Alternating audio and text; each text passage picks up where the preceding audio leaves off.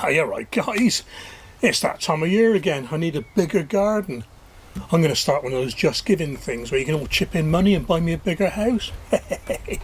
What we got for you today? Video nasty this week is aphids, a little bit of beginning, and then it's all about tomatoes, onions and potatoes in no particular order. And there's a bit about the rain and me getting wet doing some watering, believe it or not. Let's get on with it.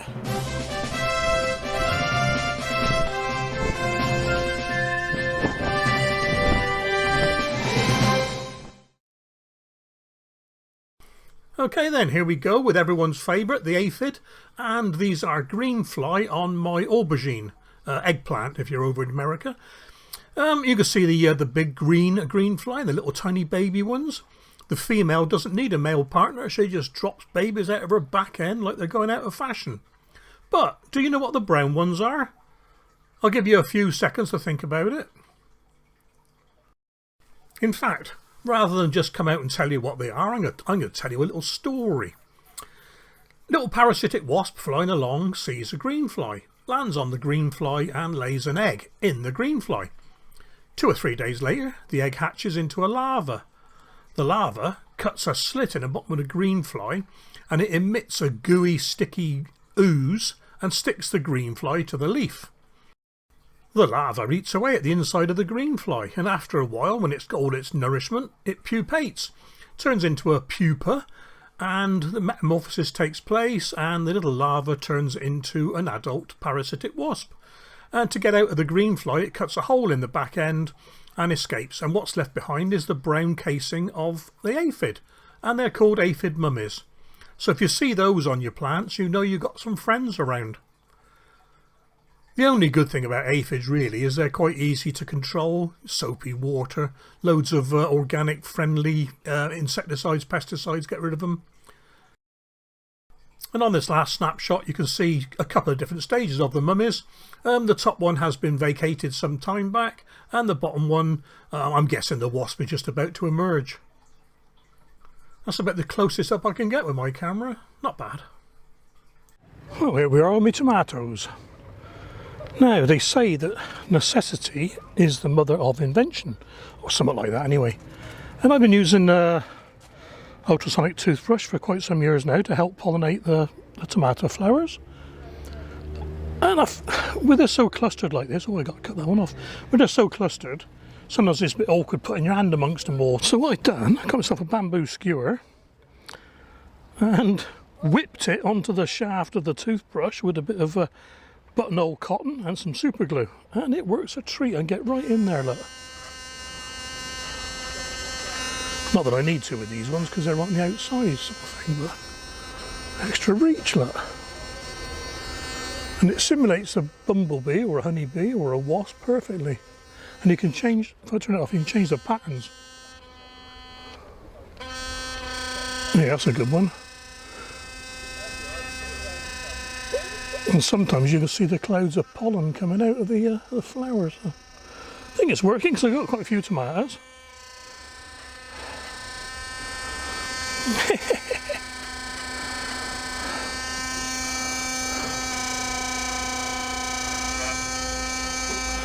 There we go.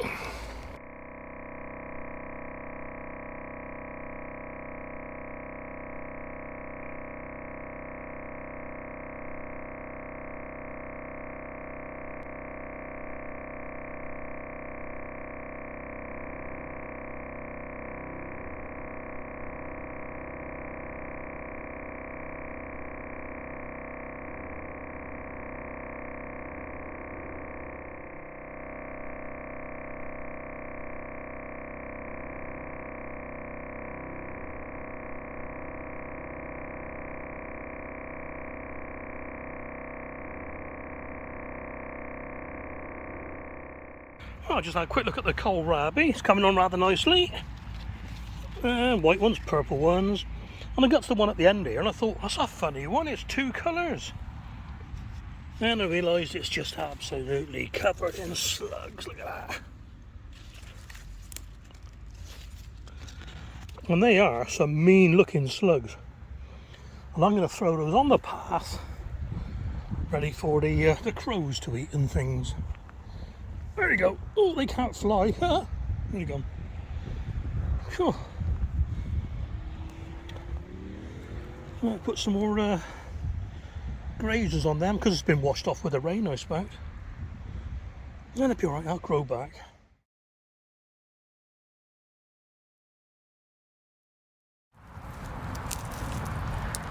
Right, these red onions are ready for harvesting. These are onion electric, and they, believe it or not, they were planted 17th of October. So this is, you know, quite a long period even for overwintering onions. Then again, the whole year is messed up with the weather, isn't it? So let's get these up and see what we got.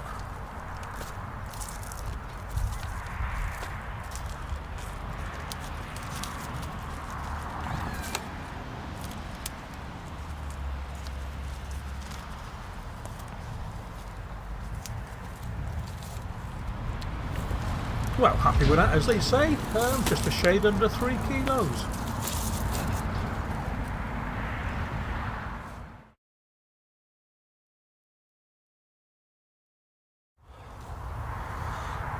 Okay guys, usual routine.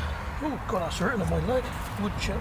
Ow, ow. Yeah, Anya, where were they? 4th of the 4th. 4th of April. 4 Anya. Couple poking through the top already, so I just took them out where these onions were. See what we got, eh? Right, here we go again.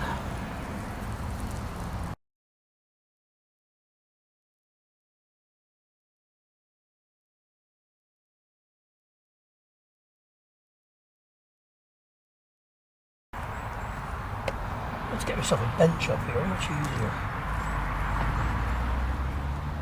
Look at that lot. Cool. Give those a wash and see what we got, eh?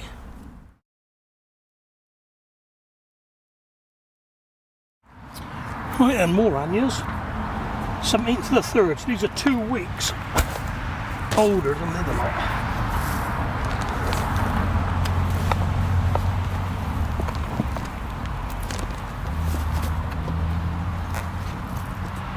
Okay, here we go again. We can put that, you see that there? Yeah.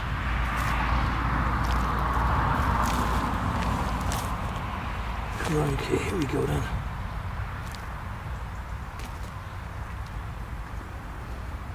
I'm only picking these because the holmes have died back. I've not cut them off or anything. And again, it's about the right time for second early, so can't complain. I sprinkled a lot of coffee on this bed the other day. It smells like a coffee shop now.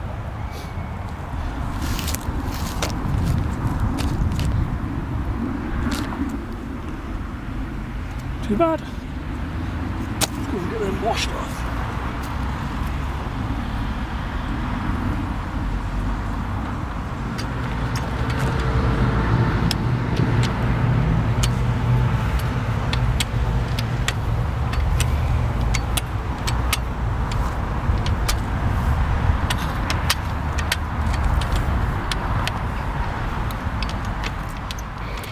Well, here's a second lot, and here's a revelation. In the ground, or in the bucket, 2 weeks longer. And look at the scab on these compared to the other lot. So perhaps it is that extra bit of water didn't help them. Yeah.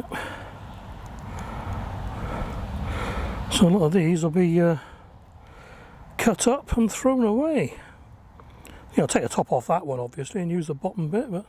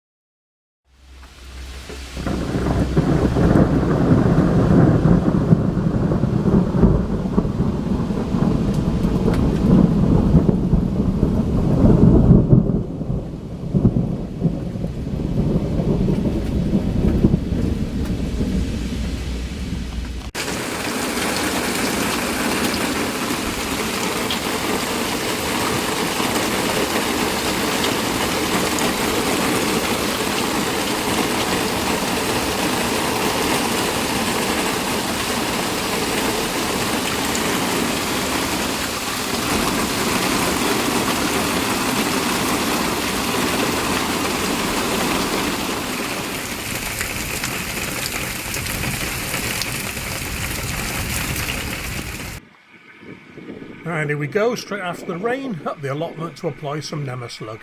Best time to do it. You should see the looks I got from people driving up to the garden centre. Thought I was absolutely mad. Well, I suppose I am, really.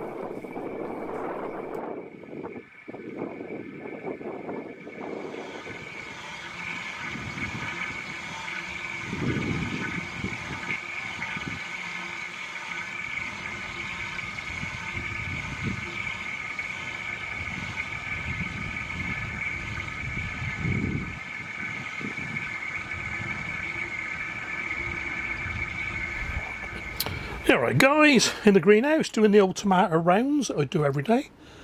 I made a decision here, some of the tomatoes are touching the roof of the greenhouse now. So what I'm going to do, I'm going to cut the leader off and then let a side shoot grow just so I get some more stems off it. Anyway, looking around, I don't know if you've ever seen it before, I've heard of it. Let's get back in focus and get some light on it, there we are. I've heard about it, never seen it. Here is the flower spike coming off the main stem as they do. We have some flowers and it sets some fruit. But, let's try to get its leaves out of the way, it's carried on growing. And it's grown down and some more flowers here. And then it's grown and grown and it's got leaves coming off it and it's got some more flowers and it's got even more leaves on the end. Isn't that weird? I've heard about it, I've never seen it, I've never ever experienced it before. And there's a couple out the front like it as well, but they're not as advanced as this one. So it comes off the main stem as it would do for a flower, and the fruit comes down, down, down.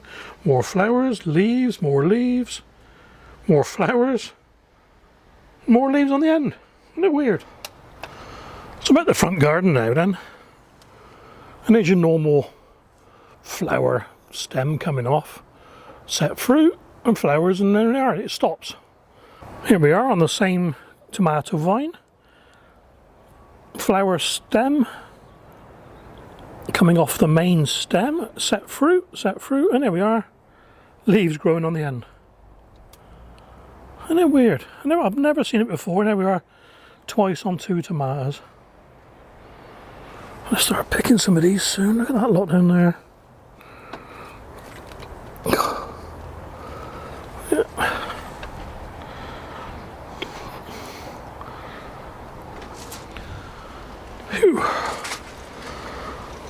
There's the baskets with the tumbler in. Lovely, lovely. I think there's two plants in that one and 3 in this one. Look at them, they're everywhere.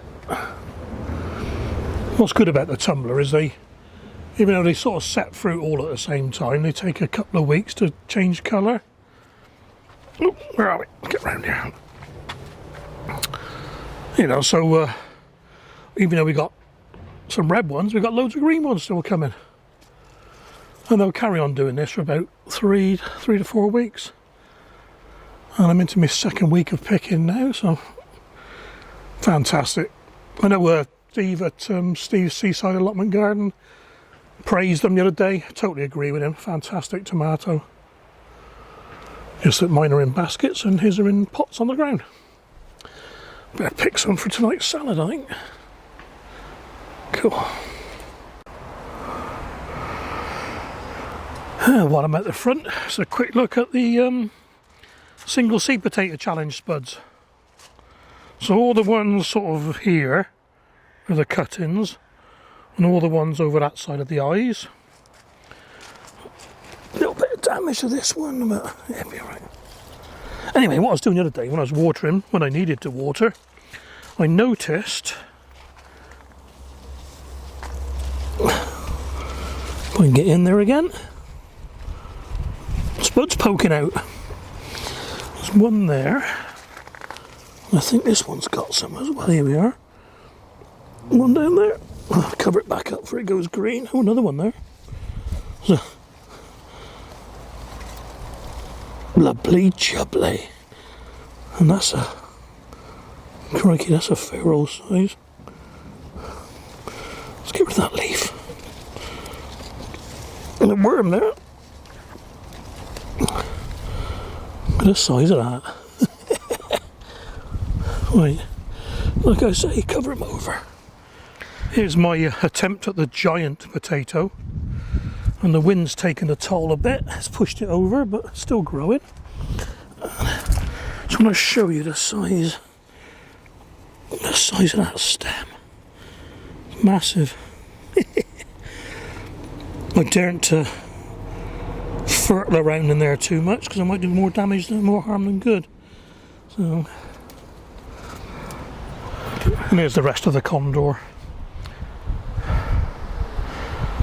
Yeah, they've got a little bit of tinging on the leaves, all of them. Let's take one off and go and have a Google, see what it is.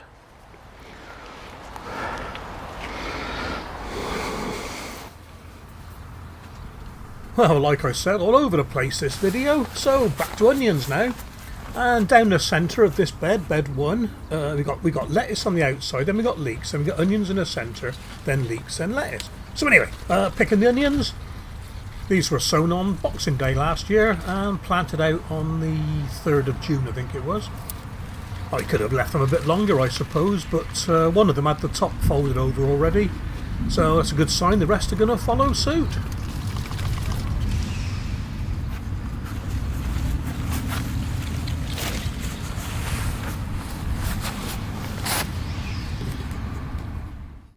And once again, happy with that, as they say.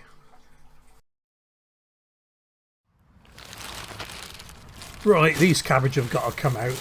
They are cabbage marabelle, and they were sown, or sorry, they were planted out on the 20th of September last year, and they've come to nothing. I was hanging on to a hope that they might heart up, but they haven't. Remember, they were due for picking in March and April, really. So anyway, on the compost heap. And what's a bit unusual is the ones next to them, which I'll show you in a second, cabbage rigoletto, they were planted out exactly the same time, and they are some of the largest cabbages I've ever grown.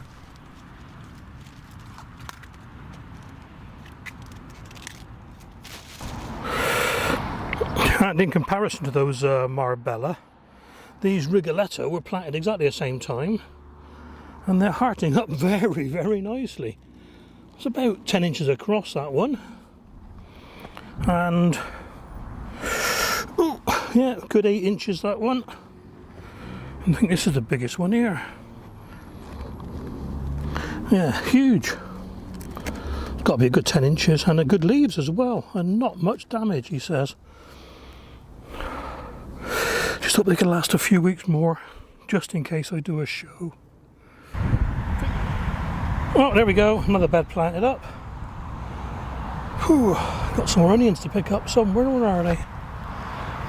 Oh yeah. Let's sort these onions out.